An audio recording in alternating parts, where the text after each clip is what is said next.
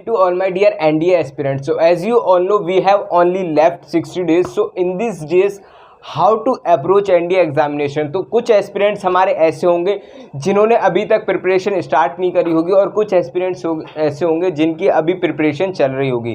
तो लास्ट के दिनों में एस्पिरेंट्स डिप्रेस्ड में आ जाते हैं कि अब हमें जो टाइम है हमारे पास 60 डेज़ को किस तरीके से अप्रोच करना चाहिए, और this is the best time कि आपको यही टाइम को मेंटेन करना है। तो वो मैं आपको सारी टिप्स एंड ट्रिक्स इस वीडियो में बताने वाला हूँ, क्या स्ट्रेटेजी रहनी चाहिए प्रॉपर प्लानिंग के साथ। अगर आप नहीं जाएंगे प्रॉपर प्लानिंग के साथ, तो मैं आपको पहले ही let me tell you the 6P principle, proper prior planning prevent poor performance. तो आपकी जो पुअर परफॉर्मेंस आपकी एग्जाम में आ सकती है, तो उसकी वजह से अगर आपने ये 6P प्रिंसिपल लगा लिया, तो मैं वो आपको बताने वाला हूँ इस वीडियो में। आपको सब कुछ समझ में आने वाला है, कितने मॉक लगाने चाहिए। और जो मैं आपको एक बात और बता दूं कि जो हमारा यूपीएससी का एग्ज़ाम यानी एनडीए का एग्जामिनेशन वो अनप्रेडिक्टेबल होता है।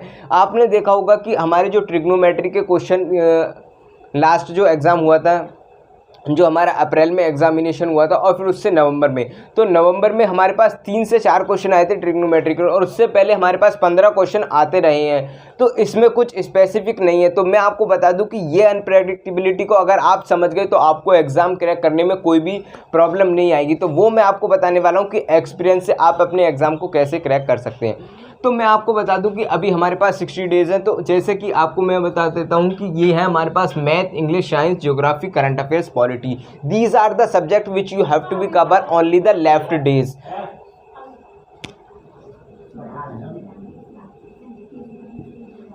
ये सारे जो टॉपिक्स हैं यही कवर करने। इसके अलावा आपको अगर मैं बात करूँ इकोनॉमिक्स और हिस्ट्री नहीं कवर करने। क्यों? क्योंकि उसमें that will consume your too much time, और उससे आपके जो ज़्यादा एग्जाम में क्वेश्चन आने की प्रेडिक्टेबिलिटी भी नहीं है, और कहीं से भी आपके एग्जाम में क्वेश्चन पूछ सकता है। तो आपको कितने क्वेश्चन अटेम्प्ट करने चाहिए, मैं ये नहीं कहूँगा। अब आपके पास टाइम ये भी नहीं है कि आप सारे चैप्टर पढ़ लें, तो चैप्टर भी मैं आपको बताऊँगा कि कौन से चैप्टर पढ़ने चाहिए। और 150 मार्क्स तो एटलीस्ट आप इन 60 डेज़ में, जिसने अभी प्रिपरेशन भी स्टार्ट नहीं की वो भी कर सकता है। तो उसी की पर्सपेक्टिव से मैं आपके लिए ये वीडियो बना रहा हूँ। तो मैथ में आपको 60 क्वेश्चन अटेम्प्ट करने हैं। 60 क्वेश्चन किस चैप्टर से कितने कितने क्वेश्चन आ सकते हैं, क्या प्रेडिक्टेबिलिटी है। मैंने ये नहीं कहा कि फिक्स्ड क्वेश्चन आ सकते हैं, पर हमें कुछ प्रेडिक्टेबिलिटी लेके चलनी पड़ेगी।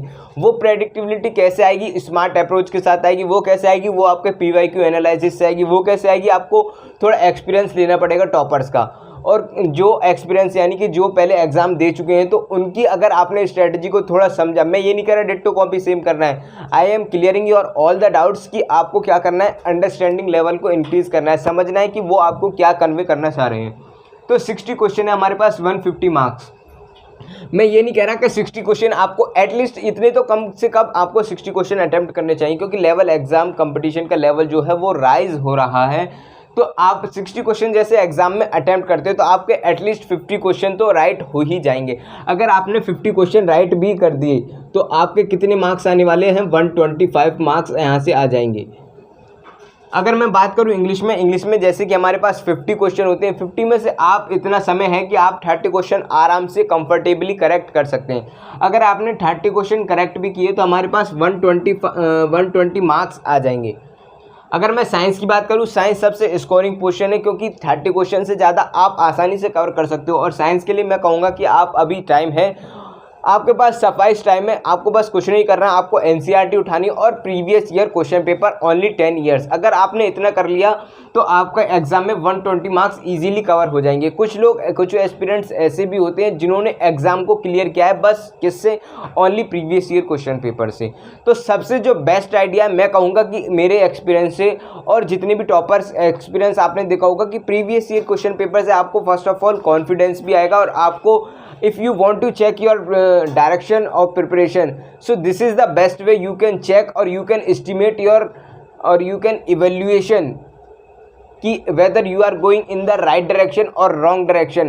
तो वो किससे पता लगेगा, वो बस पता लगेगा आपको अपने जो प्रीवियस ईयर क्वेश्चन पेपर है कि आपको जो कंटेंट पढ़ रहे हो आप, क्या वो सुटेबल है, क्या मैं इस एग्ज़ाम को क्रैक कर पाऊंगा। अगर प्रीवियस ईयर क्वेश्चन पेपर, मैं ये नहीं कह रहा कि सारे क्वेश्चन बनने चाहिए, एटलीस्ट अगर आपने 10 क्वेश्चन अटैम्प्ट किए प्रीवियस ईयर क्वेश्चन पेपर, तो 1-2 तो एक्सेप्शन होता है जो हर बार न्यू कंसेप्ट पर आता है, पर आपसे 6 या 7 क्वेश्चन, यानी एटलीस्ट अगर 6 क्वेश्चन बन रहे हैं तो आपसे एग्ज़ाम आसानी से क्लियर हो जाएगा, नो डाउट। अगर मैं मॉक टेस्ट की बात करूं कि मॉक टेस्ट का एज सच क्या इंपॉर्टेंस है और क्यों मॉक टेस्ट लगाने चाहिए, तो वो भी मैं अभी बताऊंगा।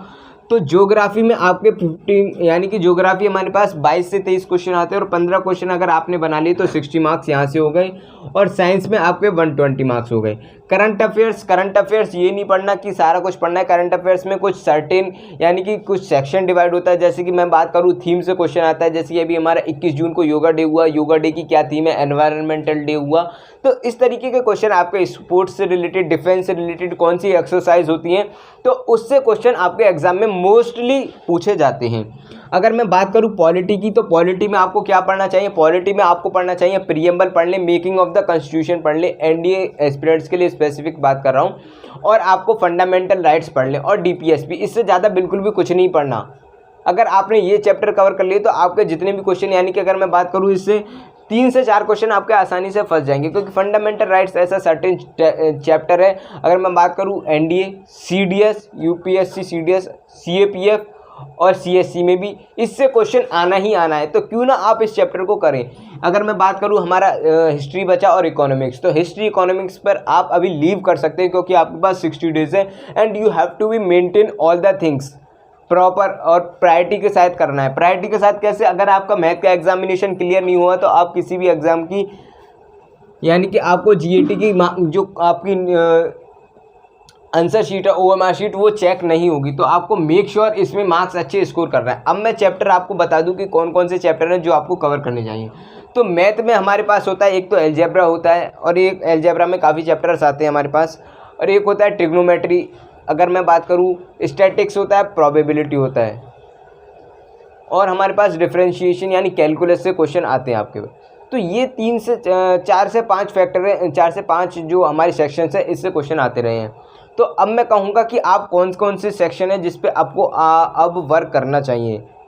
तो अब देखो, सबसे फर्स्ट चैप्टर अगर मैं बात करूँ एलजेब्रा में, अगर आपने 4 से 5 चैप्टर कर लिए तो आपके एलजेब्रा में कम से कम 10 से 15 क्वेश्चन आसानी से, यानी 15-20 से क्वेश्चन आसानी से बन जाएंगे। मैं बात करूंगा matrices and determinant. Matrices and determinant से हमारे एग्जाम में क्वेश्चन पूछे जाते रहे हैं, 10 लगभग 10 क्वेश्चन आपके कहीं नहीं जाएंगे, I can assure you. 10 question आपके वो बन गए।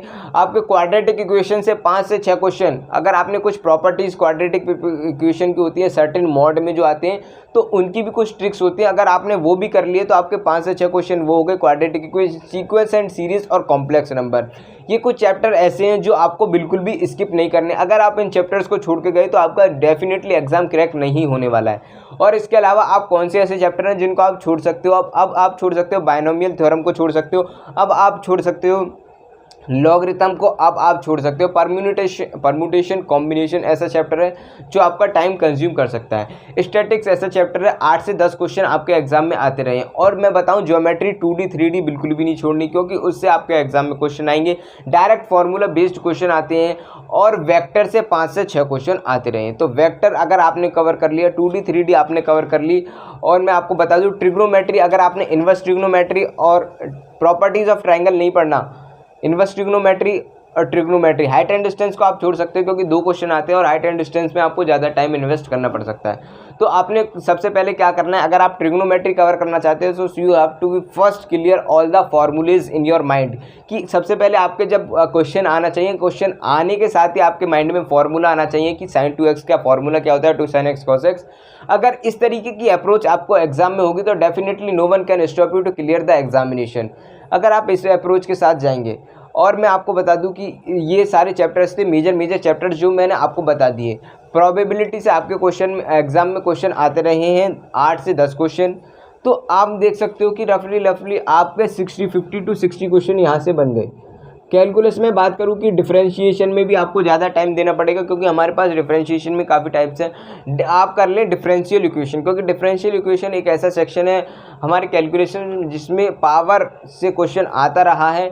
तो आई होप आपको ओवरऑल आइडिया पता पड़ गया होगा कि अब इस समय पे हमें क्या करना चाहिए।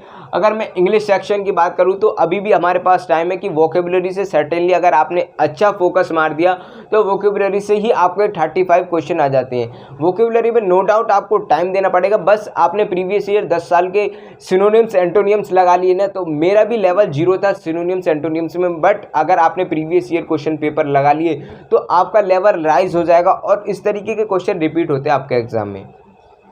आपको कैसे पता पड़ेगा कि किस प्रेडिक्टिबिलिटी आप कैसे लगा सकते हो, प्रीवियस ईयर क्वेश्चन पेपर देखे, जैसा कि मैंने आपको इनिशियली में ही बता दिया था।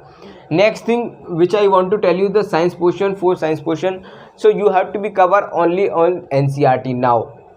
After that you can go through the previous year question paper, NDA, CDS, that's it.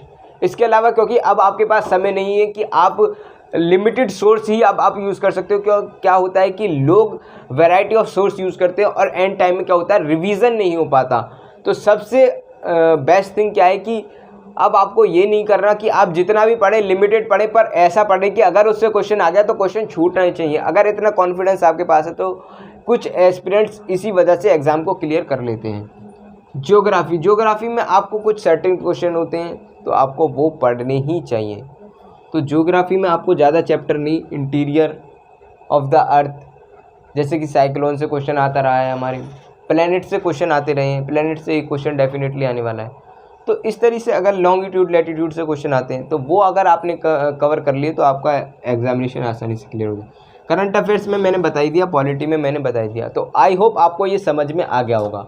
अगर आपका कोई भी डाउट है so you can drop your doubt in the comment section, I will provide the solution of that also, and you can contact me as well. I will provide you number for NDA mentorship and NDA guidance. So आपका कोई भी doubt हो so I will take your all the doubts. So thank you, मिलते हैं next video में, तब तक के लिए जय हिंद, ओके बाय।